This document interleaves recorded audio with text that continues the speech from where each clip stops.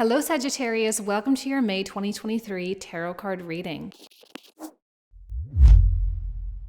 Welcome back to the channel, everyone. Thank you all so much for being here. For those of you who are new, my name is Jane. So May is a really exciting month. We've got Jupiter moving into Taurus. We've got that big full moon eclipse in Scorpio.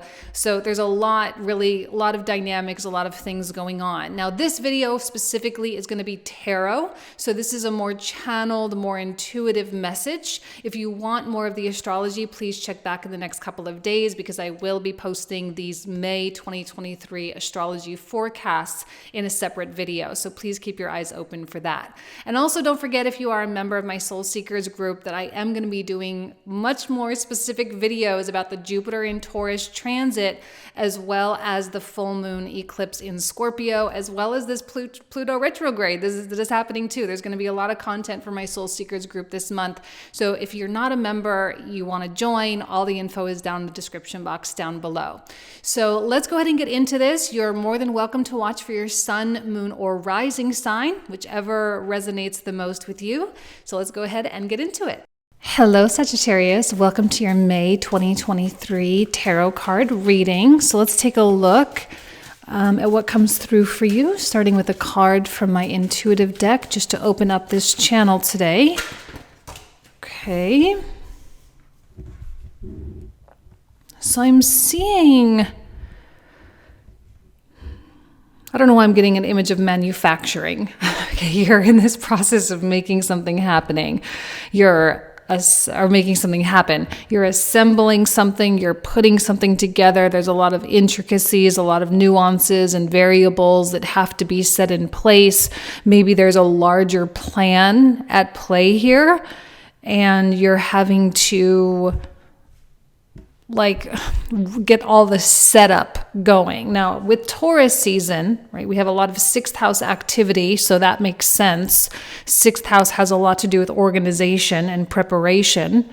And when Jupiter comes in the middle of May, that energy is going to be amplified even that much more. But it's really during sixth house seasons, for you it's Taurus season, it's during sixth house seasons that really we kind of have this opportunity to put our lives together in such a way that it helps prop us up in every other way. So whether it's getting something organized or automated, or getting someone hired for something that you need to get taken care of, whether it's focusing a little bit more on getting your house clean or getting your physical health in order, whatever the case is. But like I say, there's a manufacturing process with this. So it's like it's very methodical. There's not a lot of thought put into it. It's just something that you just simply do, right? You just do it. And for whatever's coming next, whether it's a big client, whether it's a new romantic relationship, whatever the case is, whatever it is you're planning for, it does feel like you're setting up an incredible foundation for that, so that when the thing does come in, it's not going to be a problem. It's kind of like if you could think of a manufacturing plant going through an expansion period, right? They expand so that they can up their capacity, so that when those bigger orders come in, they'll be able to accept it and handle it without any problem. You don't want things coming in prematurely that are like exactly what you ever wanted, but then not being mentally, emotionally, and financially prepared for it to come in. So think of this as the time where you need to get ready for the big stuff. Okay? I love that for you. Let's take a look. The Major Arcana card, which is going to signify what the universe needs from you this month. What else does the universe need from you this month? We have a Wheel of, see, this is exactly what I'm saying. The Wheel of Fortune.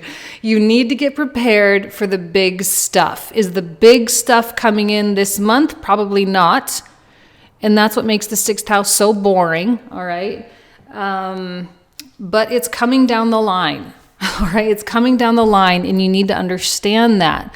And you need to treat your daily lives as though the big stuff is coming in. So I like to use this example a lot.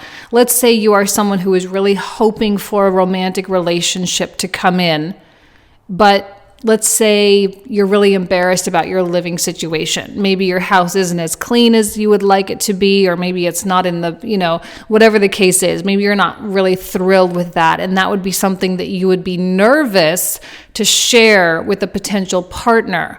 So this is a time to say, all right, well, in the event that the love of my life does come in, I want to make sure that my living situation is welcoming and I feel comfortable welcoming someone in.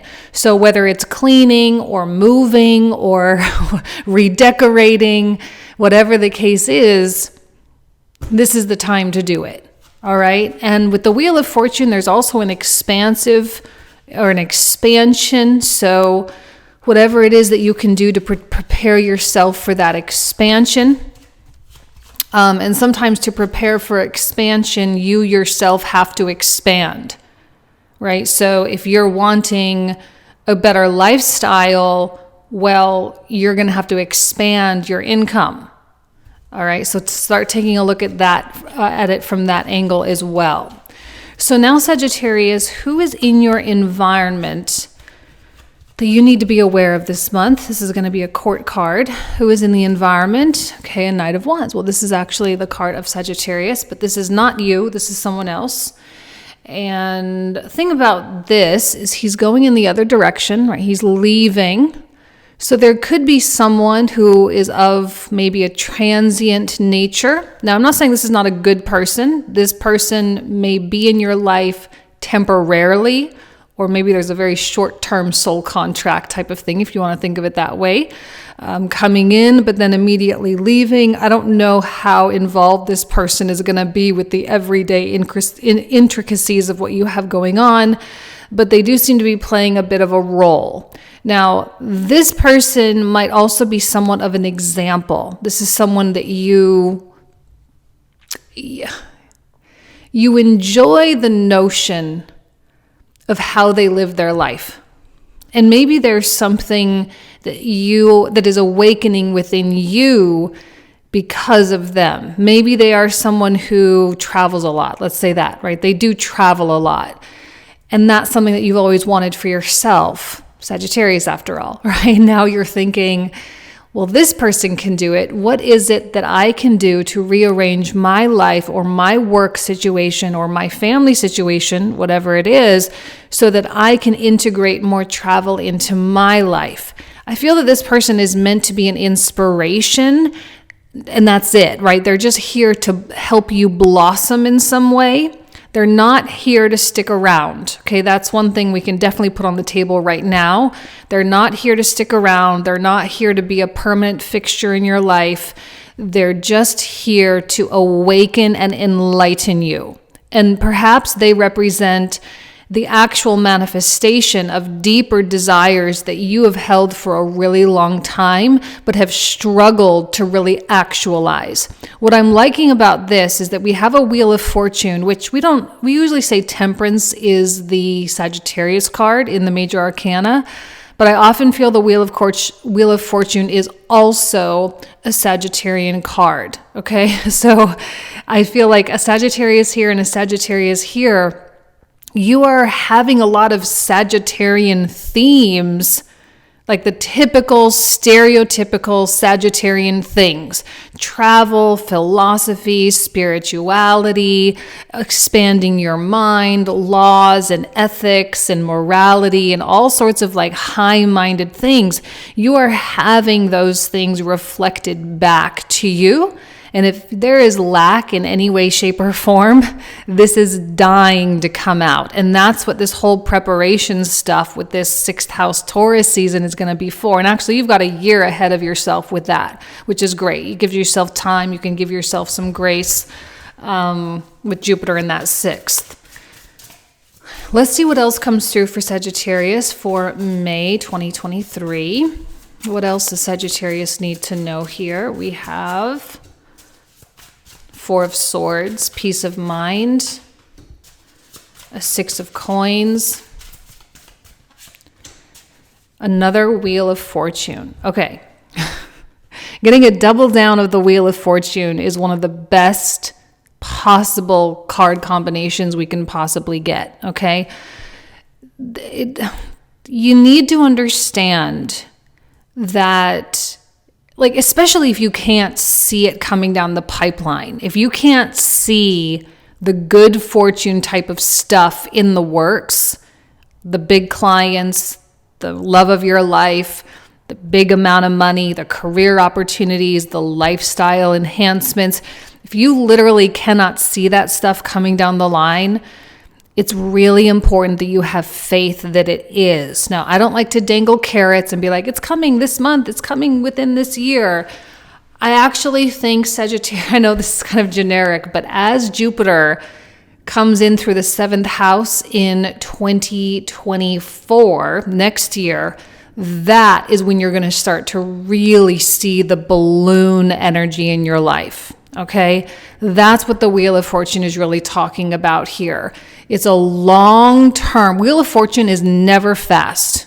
Okay, the Tower is fast. The Wheel of Fortune is not fast. This happens incrementally, and it happens in manageable processes. This is why the preparation stuff here is so important. Okay, double down on the fortune that's coming in. Have peace of mind and faith that it is in a long-term spectrum, and know that whatever goes out must come back. Hopefully for you, Sagittarius, there is not a lot of fear of letting stuff out, letting stuff go, releasing, especially with Saturn in the 4th house in Pisces right now. If there's anything going on with your past, with the healing journey that you've been on, anything with your parents, your childhood, all the traumas and wounds, Saturn in the 4th house can be an extremely psychological transit where we do revisit the structures that have essentially formed us as adults, and we find a way to break free from those things. And I feel that right now you are in the process of breaking free from those things, and that is why you're getting a double down of the Wheel of Fortune. Okay? But you have to be willing to let things go. You have to be willing to release. You have to be willing to give it out so that you can also receive as well. The universe is prepared to be incredibly generous with you. But you also have to be generous with that which you are releasing. Okay? So let's take a look at the second row of cards. Okay. We have an Ace of Wands and a Knight of Cups. So an Ace of Wands is, first of all, I love it for a fire sign. It's that ignition, kind of getting that engine revving up, getting it warmed up. There's a desire that is placed in your heart. Desires are so important because they inspire action. Okay, desire is what gets us to get up and move our body and to do certain things. And with this manufacturing quality, and I'm sorry, I know manufacturing, that word and just the concept in general is not the most exciting thing, at least for most people. It's not the most exciting thing. But it's also an essential part of a well-functioning life. Not only a well-functioning life, but a sort of mechanical approach to manifestation. If you can understand the mechanics, this is 6th house verbiage I'm using here today. If you can understand the mechanics behind manifestation, you can turn into a manifestation machine. And that might be something that you're learning right now. And the desire is always that initial point, because it's the desire that rises up within us that gets us to get our warehouse ready. Okay? With the Knight of Cups, there is a romantic, wearing your heart on your sleeve, poetic, fantastical quality coming through as well. I like that because it feeds the Wheel of Fortune very, very well. This is what I mean by having that faith and belief that it is happening. It is turning around. And life may not necessarily feel like it's so much under that pressure cooker anymore. You know, it's not so much obligation, so much burden, so much heaviness. It doesn't seem like that anymore. And you're kind of coming out of a I'm not saying you've had a terrible life, by the way. Okay, please don't think that. I'm not sitting here saying that your whole, past decade or whatever has been the worst. Not necessarily. A lot of people have had really, really wonderful things happen during that time, but it also required a lot of work.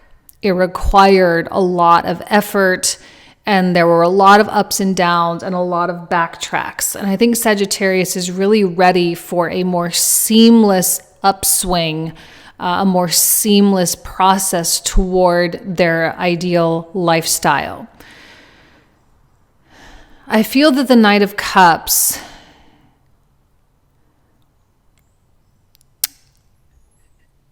I'm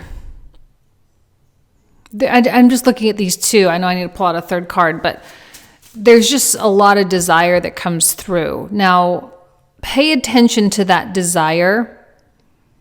And now I don't know that this is the time where you're like, okay, is this a time where you need to make sure that it's spiritually aligned with you? Or, I don't know that that's necessarily the case. I don't know that Sagittarius is receiving or kind of, there are no desires blossoming up within them that are not already aligned. This desire is happening because you are aligned. Okay, so it's not that you need to be suspicious of the desires that are coming in. Sometimes people are suspicious of the desires because it's like, oh, why do I want that? And you kind of get to a point sometimes where you don't really trust yourself all that much. This is not a time to question whether or not you should be trusting yourself. I feel like, yes, you're at a good point right now, but the thing to trust yourself with is actually doing the things to back it up or to put you in that direction. See, Page of Wands, it's about one step at a time. You're venturing into new territory here, Sagittarius. You've never really been in this space before. You need to acknowledge that. Okay, that can be like a respect thing. I acknowledge that I've never been in this kind of a space before. And I acknowledge that maybe I don't necessarily know exactly how to go through, but I'm at least going to have enough faith here and enough hope as well, in a good way, to continue putting one foot in front of the other. Now this Knight of Wands makes a little bit more sense. This Knight of Wands feels more like a leader. And even though you're maybe not attached to this person, there doesn't seem to be a lot of commitment here, but this person seems to be leading you out of the trenches. And this is what I mean, that they have a characteristic or a quality, or they do certain things that you have always kind of wanted for yourself. And they are actualizing those things where you have kept them inside or internal, or you have deprioritized them because you had to prioritize other things. So now the things that have been deprioritized are starting to tap you on the shoulder and be like, hey, you can't keep me at the back of the line anymore. You can't keep me at the bottom of the list. You have to start putting this higher and higher on this list, because because if you don't, you're going to be unhappy, and you know it. You're going to be unhappy, and you know it's going to make you unhappy. It's kind of like a willful denial type of thing. So let's take a look at what else comes through for Sagittarius. The Hermit.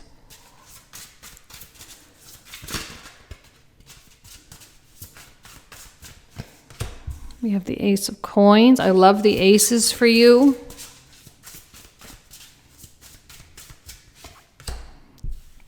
King of Wands.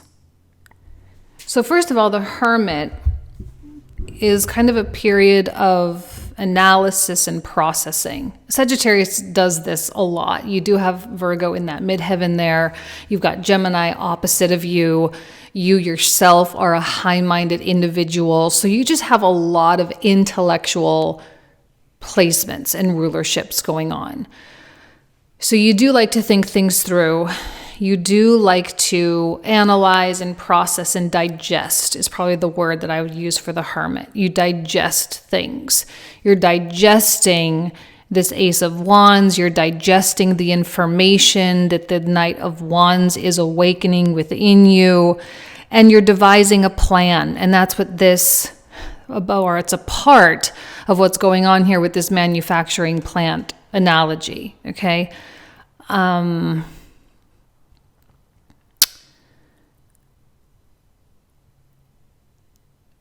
There can be analysis paralysis with that Hermit, so make sure that you are coupling it with the actual steps with the Page of Wands.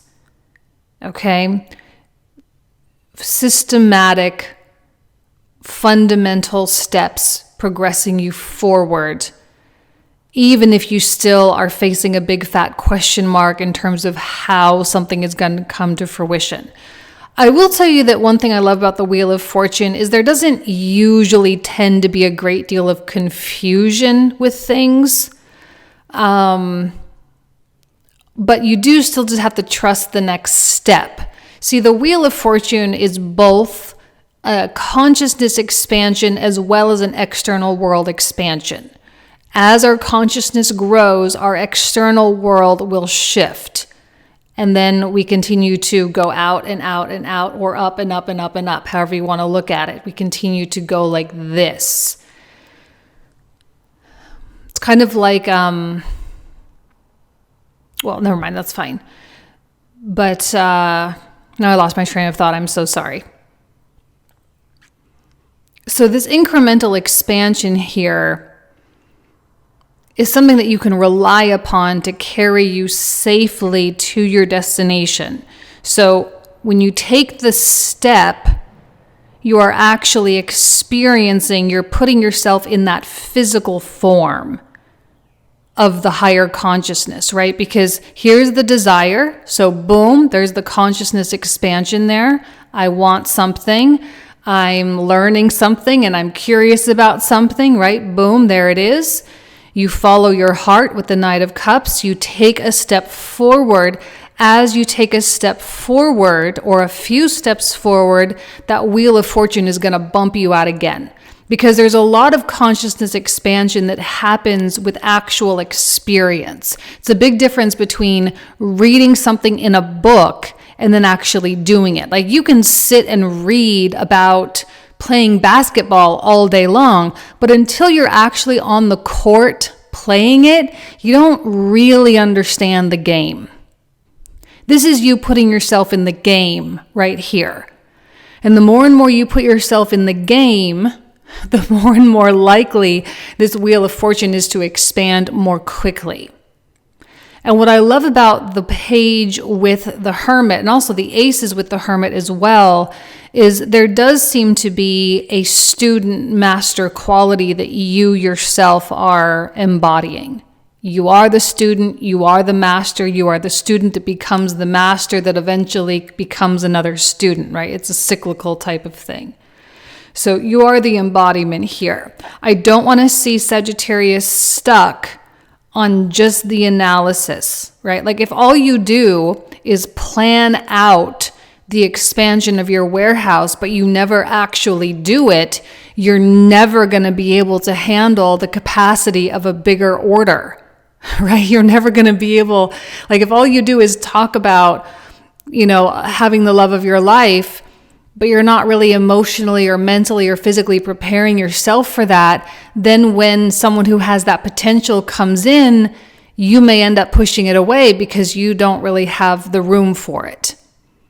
So be careful of the overanalysis paralysis type of thing. Put yourself in the game. This is not an intellectualized process so much as it is a physical, actual doing process. Whoever does it wins it. And the Ace of Coins is the manifestation that you're hoping for, which is the physical, tangible, something you can actually put your hands on or deposit into your bank account. It is the manifestation of what happens when you go through this process. You follow this desire, you put yourself in the game, you become more intelligent, more experienced, and boom, there are people who want to give you money most likely, or they want to give you something, a real offer because they understand the value that you bring to them. This right here is actually more of an exchange of value, similar to the Six of Coins. It's very much about an exchange of value here. Okay? King of Wands seems like a graduation for you, Sag. Just feels like you sitting up here on your beautiful throne, powerful, strong, creative, confident, and feeling really proud of yourself. Chances are this is something that you've either wanted for a really long time, or it's something that you just really never thought you could have or you could ever do. But with these small, you have to think small when we have sixth house activity. Now, we don't just have the sun coming through Taurus, okay? We still have a Mercury retrograde, and Mercury will be in Taurus or in your sixth house for the rest of the month. And we have Jupiter coming in as well. Specifically, having a big planet like Jupiter in your sixth house is really going to force you in a big way, that's Jupiter, right, to focus on the small, mundane, habitual aspects of your life. Main focal point, magnification of the importance of all of those things. But it's for the sake of what comes next when Jupiter comes in through the 7th and all the way through the 12th. Okay, so let's pull out the clarifiers for the comprehensive reading. We're going to talk for another 25 to 30 minutes. So it's like a whole new layer of this reading. We usually get a lot more detail. All the info can be found in the description box down below if you want to join. Let's take a look here and see what comes through with the Wheel of Fortune. We have strength. Beautiful. Yeah, there is an element of willpower with this. Okay, it is going to require physical effort, anticipation for the environment. Ooh, that's a nice card to get. You can certainly anticipate that the good things are going to come. All right, what else for Sagittarius? We've got the World, beautiful, and King of Swords in the environment. All right, let's pull out for the Four of Swords. Woohoo, another Ace of Wands. You are going to be driven by desire here. There's no doubt about it. Two of Coins. And Three of Coins. The Three of Coins has been coming out quite a bit, signifying a lot of collaboration with people. Ooh, beautiful Nine of Coins. 10 of Coins. And Three of Cups. For this Wheel of Fortune here. Ooh, a triple. Not only do we get two Wheel of Fortunes, we got a Wheel of Fortune on top of a Wheel of Fortune. I cannot emphasize this enough.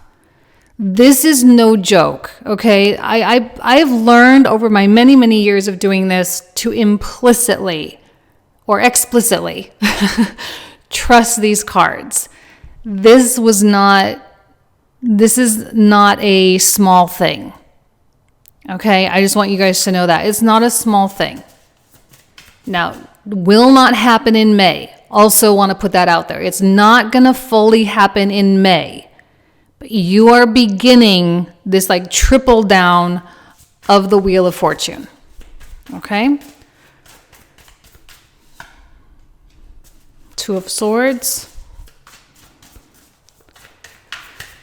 And 10 of Cups. Ace of Wands, Seven of Swords, Page of Swords, another Knight of Cups.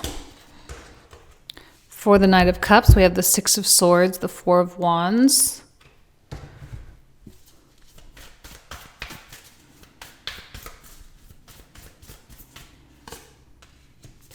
another Strength card. Here's the first Strength card.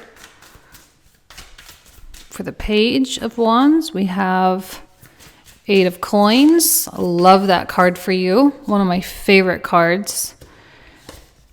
Page of Cups, 7 of Wands. For the Hermit, we have the Ace of Swords. We have the Devil. There is something with that Hermit. This is why I was saying with the analysis paralysis bit, 9 of Swords. Exactly. That's why I said that. There did feel a heaviness with that card. Okay, now for the Ace of Coins, Knight of Coins, King of Coins, Death Rebirth, another World card, 4 of Coins, and last but not least, we have 2 of Wands. So this is where we are going to pick up in the comprehensive reading. If you want to join, you are more than welcome. You guys know I love and adore you. Have an amazing month, and I'll talk to you soon. Take care. Bye-bye.